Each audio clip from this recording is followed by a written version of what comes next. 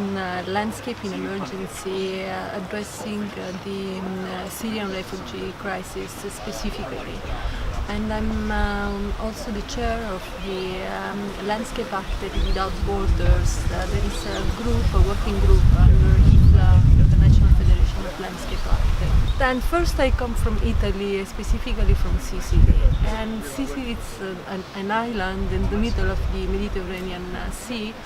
And it was always a place of flow and movement of people. And when I arrived in Lebanon, I arrived just when the Syrian crisis started, and I have seen this flow of people arriving in the country, and I was unable to stand, and I had to take an action.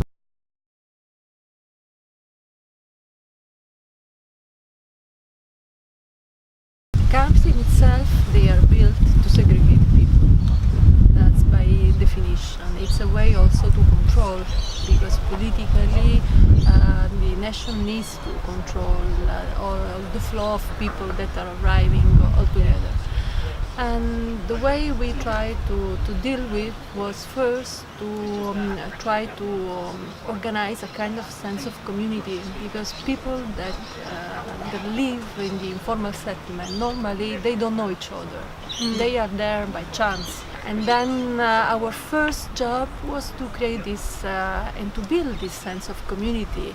And using the participatory approach, we try to help the community to stay together and to build things together in order for later on to organize the settlement as a small village, let's say.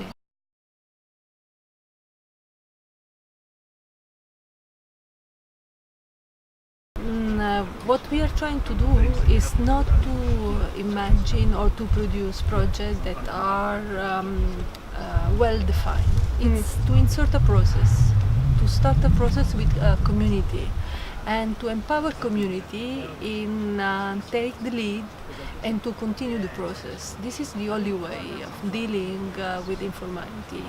And we try also not to do a kind of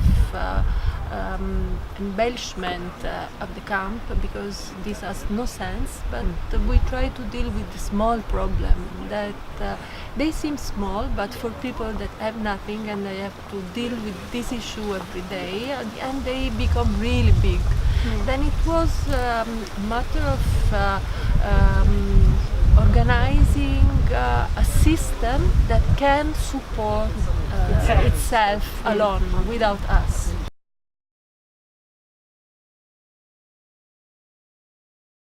By law, we cannot do anything inside. Most of the interventions that were done also by others organizations, they were outside the camp, outside the border of the informal settlement, and we were the only ones, because I say to myself, if I want to help them, the only way is to go inside, to live with them, and to do something.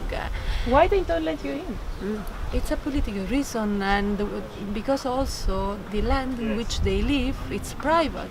Oh, okay.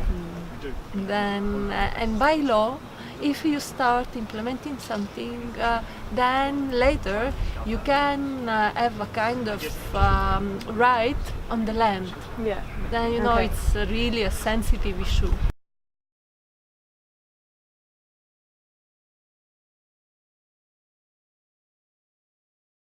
What we are trying to do as a landscape architect without borders is to open our borders and to try to collaborate as much as we can with other organizations that are already working on the field. And as I mentioned, Architects Sans Frontières.